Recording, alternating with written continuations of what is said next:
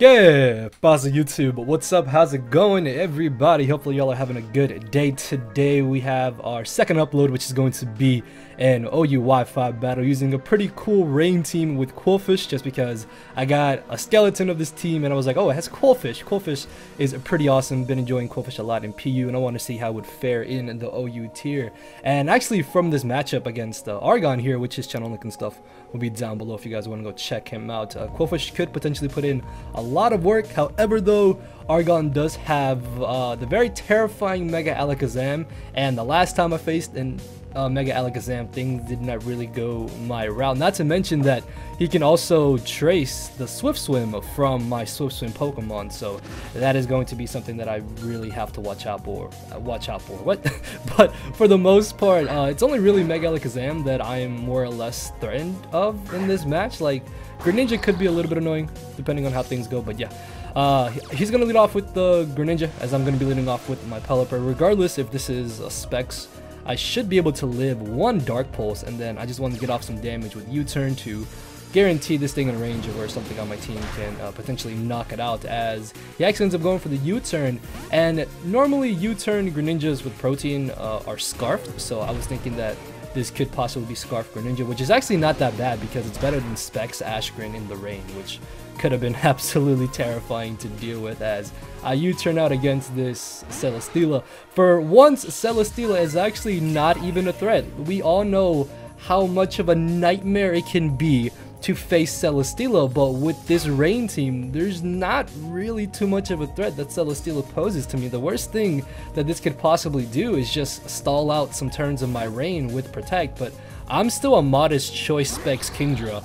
I'm clicking Hydro Pump and something is getting absolutely nuked, as in comes the Greninja. Not gonna lie, I was actually kind of surprised that it did live this Hydro Pump, but I mean, then again, it is quote-unquote resisted, even though we did like a clean 95% there. And because he is Scarfed, he ends up outspeeding here, which was a little bit annoying, because I was still kind of hoping that I would be able to outspeed him, because my speed was doubled, but Greninja is very, very fast. So he's going to sack off the Heatran here, because against the rain team, Heatran is basically useless most of the time. It's just kind of death fodder, really. So there was not much reason for him to have saved the Heatran, as this does allow him to get a free switch into this giant ass threat that is Mega ALAKAZAM, which again, I don't see Mega ALAKAZAM very often in OU battles, but in the two games that I faced it, it's actually proven to be a giant nightmare. So it's going to be a huge menace for me in this match, as I switch directly into my Ferrothorn. This Ferrothorn actually has a pretty cool item. It's got the Iapapa berry, which I don't know if I really like that over Leftovers. Like, Leftovers would have been kind of decent here to gain back some residual recovery, or some consistent recovery I should say, as he crits me with the Psychic there. I'm not sure if that crit really ends up mattering, along with the little extra bit of hacks that happens here coming up. As I go for the knockoff on the incoming Landers, I believe I do get rid of Leftovers here, and I guess I kind of pay him back for that crit, but I mean, Landers realistically wasn't doing too much in this game. So I think even if I didn't crit him there, it wouldn't have changed much, as I then missed my Leech Seed here. So without the crit, and if I hit that Leech Seed, I probably would have been slightly out of range of the Mega ALAKAZAM potentially being able to revenge kill me later, and I would probably be at around 45, 50-ish% in the long run. Although if I had Leftovers, it actually would have been a lot better too, because it meant that my Ferrothorn could have potentially stick around a little longer to deal with the ALAKAZAM later in the match. So he's going to end up going for the U-turn here, as he actually does pop my Iapapa berry, and I'm going to gain back a decent amount of my HP, which is not too bad, because again, Ferrothorn is decently handy for me in this match. It's not really necessary, like I have ways of dealing with Mega ALAKAZAM, but it is kind of nice to keep, if anything, so I can potentially sack it off if it comes down to it. Also, it's a Pokemon that prevents the ALAKAZAM from just freely tracing Swift Swim on one of my Swift Swim sweepers. So if he brings in ALAKAZAM against my Ferrothorn, he's not going to gain the Swift Swim ability to double his speed here. So he ends up bringing in the Celesteela. I do expect him to want to go for the Flamethrower, so I'm going to hard switch directly into my Pelipper. Plus, I do want to ensure that my rain is up throughout this entire match, but he ends up making a really good play there. Knows that I'm not going to stay in risking Ferrothorn, especially because it is very handy to me. And he is going to go for the Leech Seed here, which is a little bit annoying because he can definitely just go for the Protect this following turn, although at the same time, I could probably just go for the Roost here, and I believe I do end up roosting. And I think that him hard switching here was a misplay. He probably should have stayed in to go for the protect. That way he would have gotten off a little bit more Leech Seed recovery on his Celesteela, a bit more damage on my Pelipper, and he would have wasted another turn of my rain here. And then he might have been able to hard switch right into Zygarde here, because there's no, in my opinion, there was no reason for me to go straight for the Scald there with Pelipper against the Celesteela when I know I'm not going to knock him out. I don't want to waste my rain turns for my other sweepers. So yeah, either way though, he does switch into Zygarde, and I'm going to be able to tank 1,000 arrows, and I think I'm still out of range of Stealth Rocks. Like at the moment of the battle I really wasn't sure, but I was like, I'm pretty sure I live at least one more switch in, so that could definitely come in handy later. As I bring in my Kingdra, much like earlier, you just sack something here. There's literally nothing that he has that's safely going to switch into this Kingdra at this point. And unfortunately, the only real downside is that this invites the ALAKAZAM to freely come back in here. So yeah, that crit I got with knockoff earlier doesn't really matter at all on this Landers, because I was able to just knock him out there. Thankfully I didn't miss Hydro Pump. Like I had some battles, or I think I had like a battle or two before this with this team, and got a little bit unlucky with the Hydro Pump misses, but it's not that big of an issue. As in comes the ALAKAZAM, unfortunately have nothing.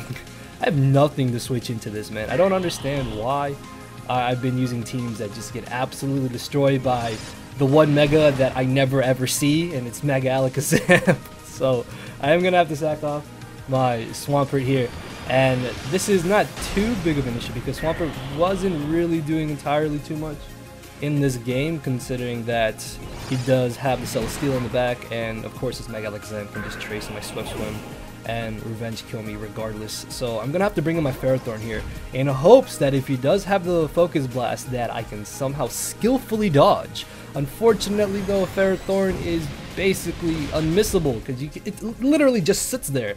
How can you ever miss a Focus Blast against it? I don't understand. I don't know how. So at this point I have to bring in my Tapu Koko and just hope and pray that I can live the Psychic on a roll. I think I mentioned this earlier because I was in the same position. Like I have about a 32-ish% chance to live a Psychic after Rock. So I have to Thunder here. There's no other play I can make because this ALAKAZAM is such a giant problem. And I actually am going to be able to just straight Oko this Celesteela because he decides to sack it off here. I'm guessing he didn't want to risk bringing in the Zygarde if I did want to go for the Dazzling Gleam. But fun fact, this Tapu Koko literally has no move to knock out this Zygarde. I hate this Tapu Koko set on this team. It really sucks because at this point, even though Mega ALAKAZAM is a humongous issue, I can still get up my rain with my Pelipper here. So my thought was that I'll bring in Pelipper. If I live Rocks, which thankfully I do live on one, I thought I would live on more than one, but so happy that Pelipper did live on one. That's actually really huge because now I get the double speed with my Qwilfish and my Kingdra. So I'm gonna bring Qwilfish here. I'm gonna go straight for the explosion. I know it may not knock out the Zygarde, but a normal Tapu Koko could then come in here and revenge kill this Zygarde, and then as Mega ALAKAZAM comes in, he traces the electric terrain, and then I have my Kingdra in the back. Well, fun fact, this Tapu Koko has Z Nature's Madness, Thunder, U-Turn, and Taunt.